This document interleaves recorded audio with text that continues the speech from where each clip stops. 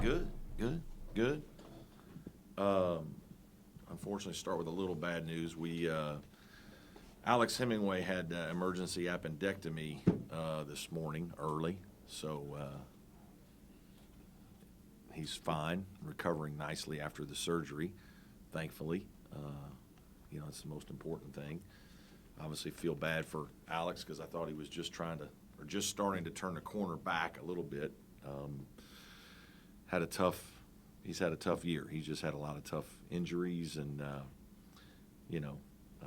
it's unfortunate. It's kind of been a crazy year that way for us. Everything seems fine, and then we wake up one day, the next day, and something happens. So we'll have to deal with that. But I feel bad for Alex because I know how much he's wanted to play and worked hard to get himself back to play, even the minutes that he's been playing lately. So start with that. But beyond that, excited about heading to the tournament. Really proud of this team again for what they accomplished during the regular season. 15-1 at home, just a tremendous home record, and not just the record, but really by the way we played. Some of our performances at home were outstanding. High quality basketball and significant results, and just thought this team, battled some adversity at the end of or beginning of February and battled through it and playing good basketball, and look forward to going to the ACC tournament. So it's been a good year, and like to continue it as long as we can. Questions for me? Brad, with that, I guess what's that process like with kind of diagnosis and that kind of stuff with Alex? Yeah, he won't play this week, I don't think, and next week, I don't know. It all just kind of happened quickly. He started not feeling well a little bit yesterday afternoon, I guess, and then last night it got bad enough. His parents are still in town, and so he got with his folks, and they decided better go to the hospital, and good thing they did. So found out about it first thing this morning, and I think he had surgery. I don't know what time it was this morning, but it was earlier, and he's doing well, resting nicely, but yeah, unfortunate. Brad, you've been asked a million times about the bubble question and all that. Yeah.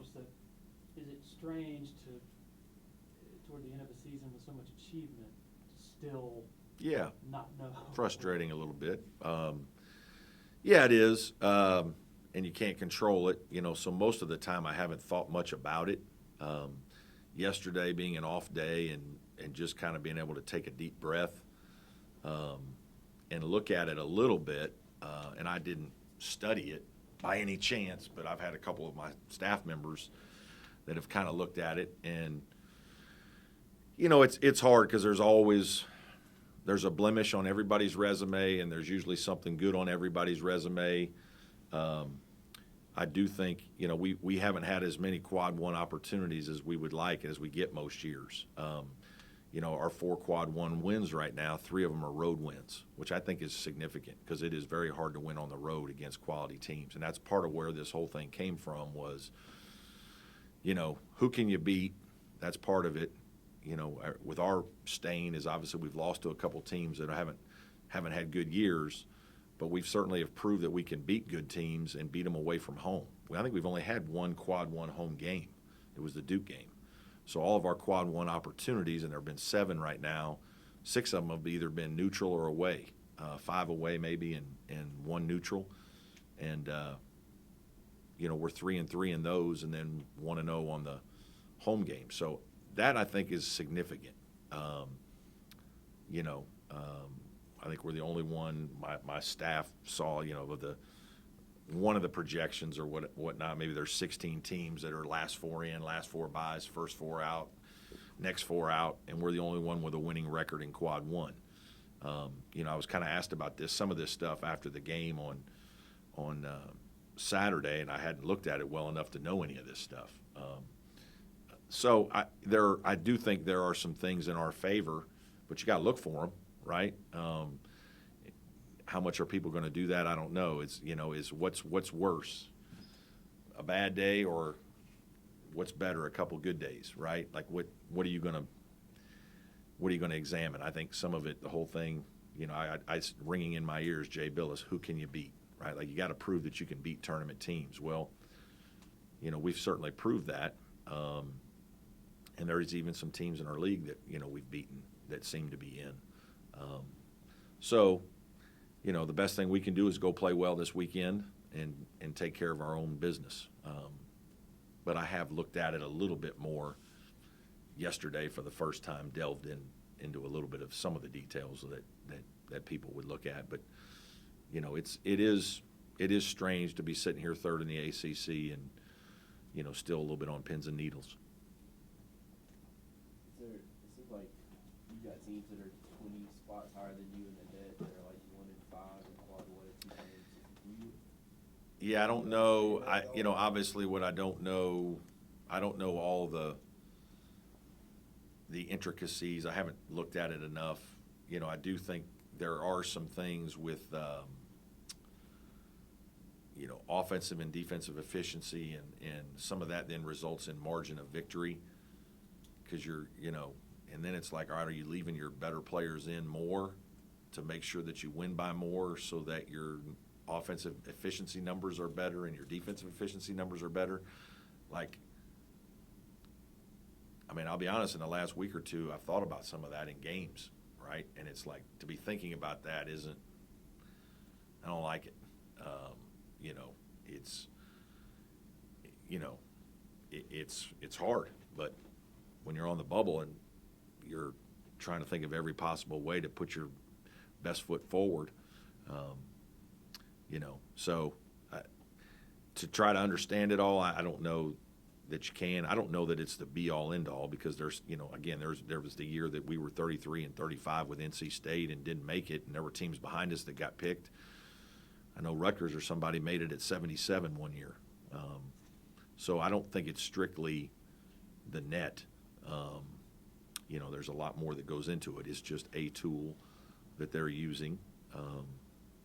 But like a lot of tools, it can be manufactured based on numbers. Out of the teams that you could potentially play Thursday, which Yep. one gives you the best matchup, you feel? Yeah, we'll find out who we play, and we'll play them. You know, they're different, though. A lot of the teams are different. We have played NC State and Notre Dame much more recently. It's been a while since we played Tech.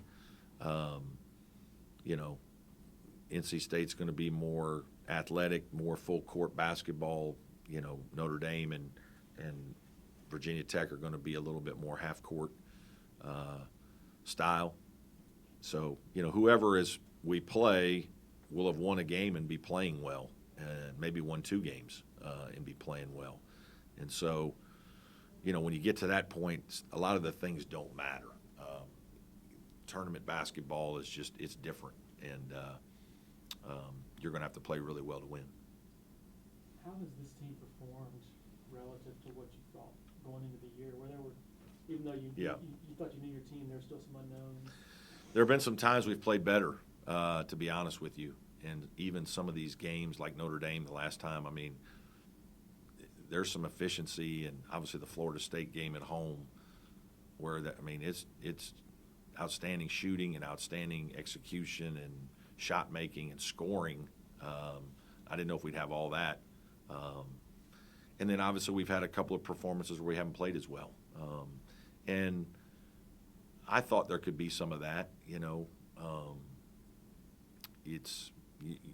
Most years there are a game or two that you don't play as well as you'd like, and ball doesn't go in, and are you good enough, tough enough, do other things well enough to win on those nights? We've had a couple where we haven't been. You know, but there have also been some terrifically good performance. And again, like our Miami loss, I thought we played well. I came in here and have said that maybe 3 or 4 times now.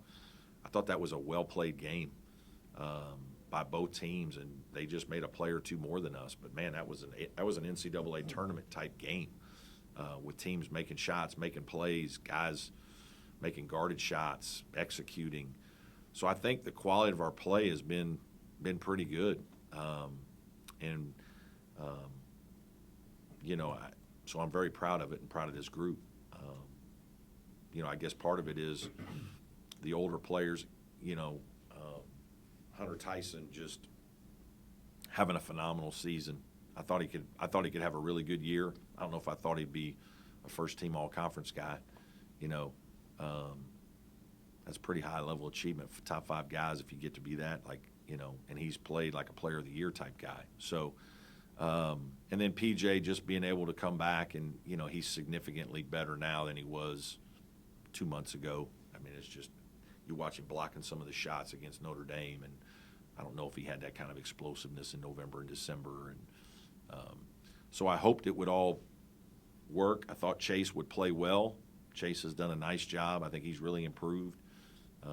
So it's been a really fun group, and a group that has played at a high level for a long time.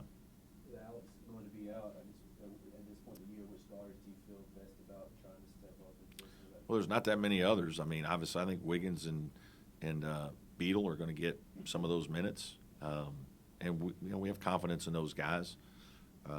Josh has really good speed and brings another dynamic that way that's different than Alex. Alex, obviously, an elite level shooter. Chauncey can shoot and brings tremendous size, and I think is really improving and is going to be a really good player here.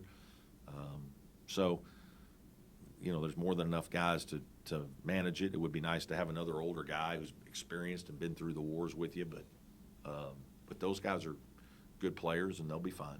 Will those two probably be ahead of Dillon right now? Dillon is mostly Chase's playing with Chase, and they can play together some, and we've done that a little bit. In certain games, that might be, I guess more possible in terms, or probable is really the better word in terms of what you need that day.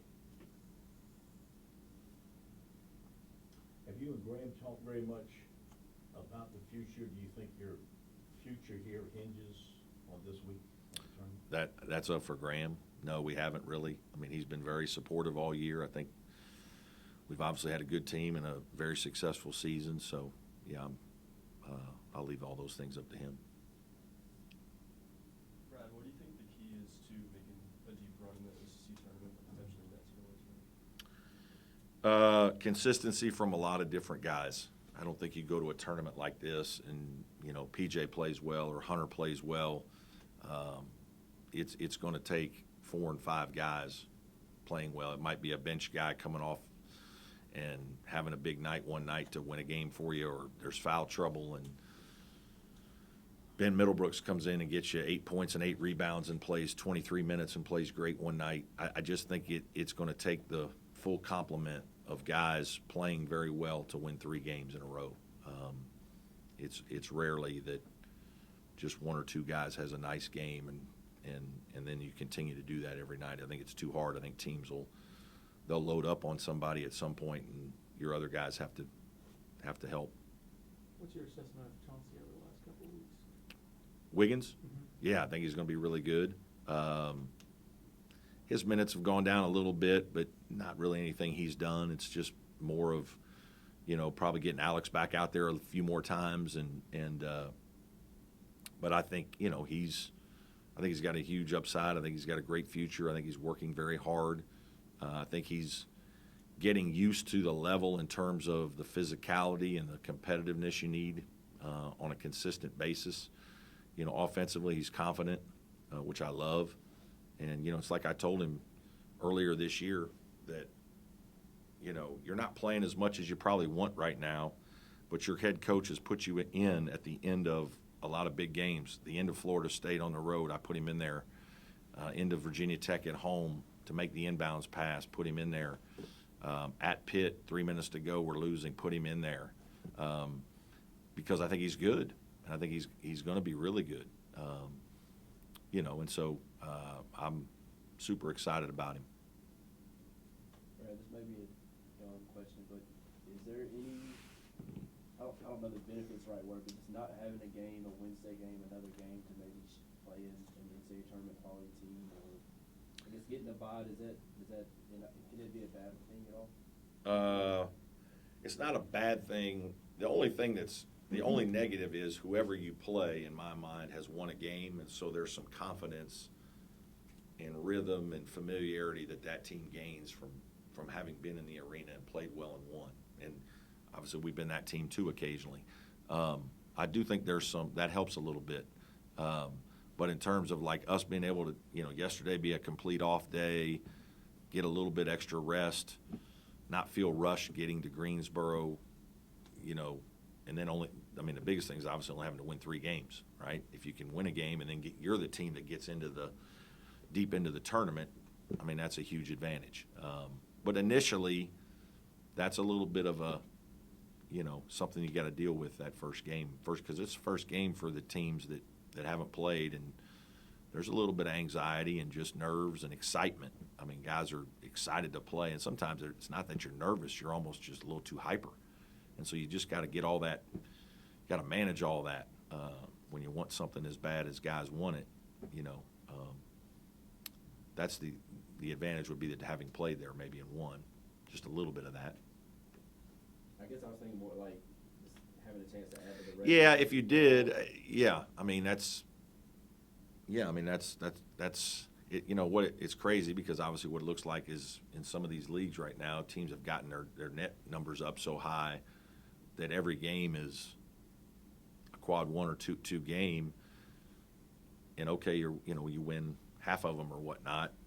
It's you're supposed to win a lot of those at home, right? So I get where you're going to have a better net ranking and better resume. So yeah, in some ways, yes, you want more chances to have quad 1 games to build your resume. So yeah, that makes sense. Any other questions for Coach? All good? Coach, I got one on- Yeah, go ahead. Hey, it's Trevor. People always say, you guys have beaten NC State twice, Virginia Tech twice. People always say it's hard to beat a good team 3 times. And I'm not counting out Notre Dame, but obviously you just beat them as well. But do you buy into that at all? Just, hard to sweep a team that many times? It's hard to win games, period. So yes. Yeah, a little bit. You've played teams a couple different times, and you've game planned a couple different ways, whatnot. Now you got to do it again. But it's you can look at it either way. I'm not sure that it really matters. It matters how the players react and how the players play. These games are won more by what the players do in the games, whether they make shots, miss shots. We try to certainly put them in good positions to be successful. But players are the ones that make the plays for you, and so I really don't know that it matters that much.